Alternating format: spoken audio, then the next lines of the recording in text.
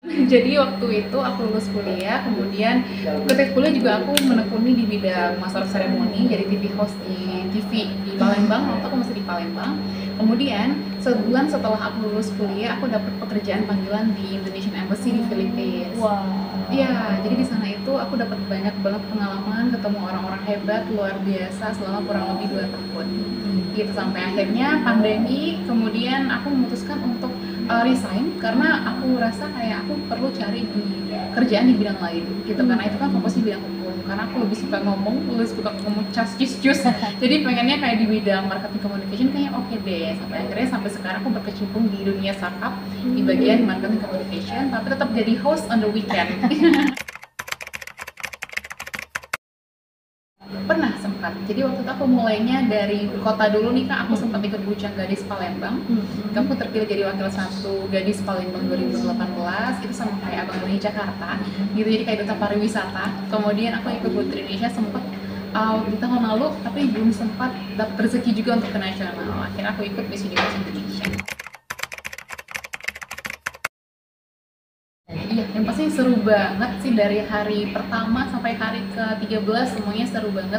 Jadi emang kita dikumpulkan semuanya nih cewek-cewek, perempuan-perempuan hebat yang emang mereka berani yang punya memenuhi 3 value itu brand, beauty, behavior dikumpulkan di situ. Kita juga bersaing, berkompetisi, tapi tetap berkompetisi secara sehat gitu. Jadi tetap saling bahu membahu, saling mengingatkan. Kita juga diajarkan mengenai global issue, kemudian teknik catwalk, kemudian juga diajarkan untuk question and answer, gimana caranya untuk supaya 30 detik sampai 1 menit itu terjawabkan semua dengan oke dan lancar. Wah.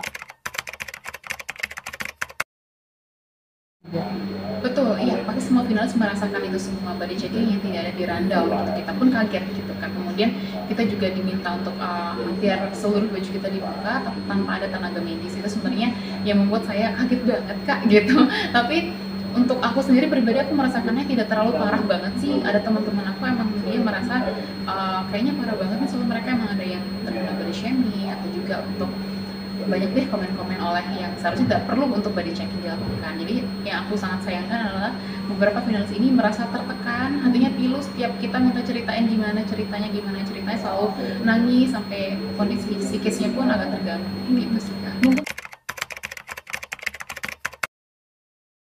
Mungkin aku nggak sampai terlalu di komen gitu loh, kayak ih badan kamu gini tuh enggak. Dibuka, masih pakai pakaian dalam di bagian bawahnya aja.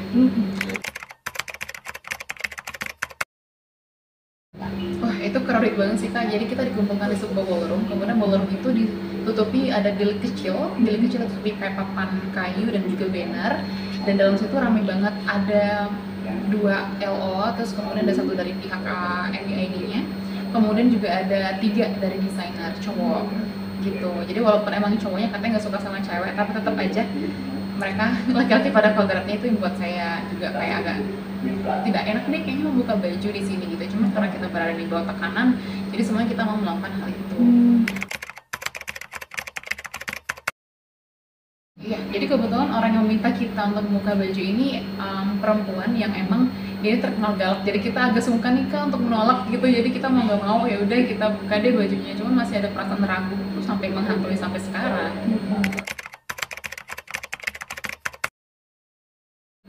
Aku ke TV nggak ngeliat sih Kak, jujur, karena emang lagi di bawah tekanan banget ya, jadi mataku nggak berani berpaling kemana-mana gitu.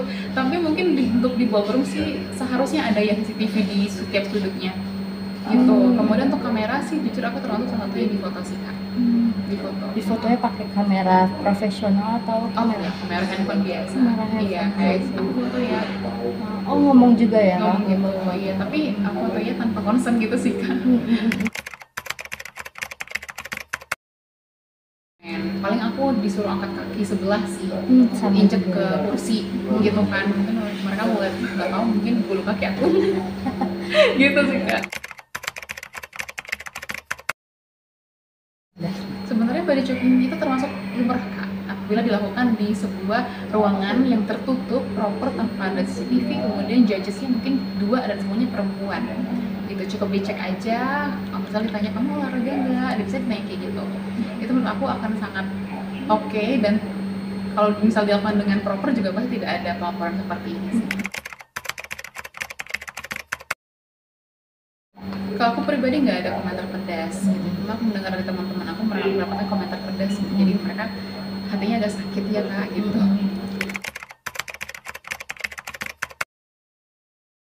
Kenal tapi tidak begitu dekat sih kak, karena kenalnya ketika acara juga. Oke. Oh, sosoknya di mata aku orangnya baik sih kak gitu, cuman aku juga nggak yang tipikal yang terlalu mendekatkan diri dengan beliau gitu, karena beliau juga sibuk dengan kegiatannya sendiri-sendiri ya, kayak gitu sih kak.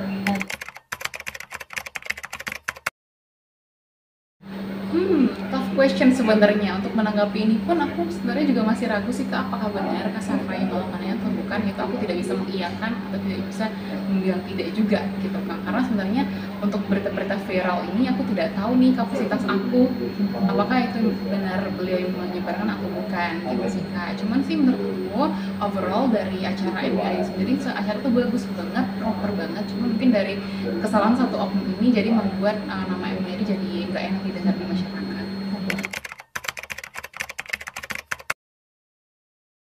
Karena aku termasuk yang kayak masih agak ringan nih gitu, tapi kalau diminta untuk bersaksi aku bersedia.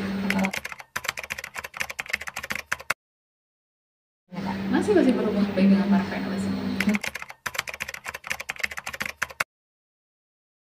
Nggak bisa dijelaskan satu-satu sih kak, karena emang ada beberapa finalis yang merasakan sakit hati, ada juga beberapa finalis yang merasa kayak ya udahlah nggak apa-apa lah gitu sih kak. Tapi aku lebih kasihan sama teman-teman yang emang dia merasa pilu setiap diminta diceritain. Itu aku berharap juga untuk teman-teman aku yang merasa hatinya sakit atau tertekan saya diceritakan itu, semoga lekas sembuh, dan juga semoga pihak-pihak yang tertuduh dapat bertanggung jawab untuk selanjutnya. Oke, thank you Kak Dinda. Iya, makasih. Makasih banyak Kak Dinda. Oke.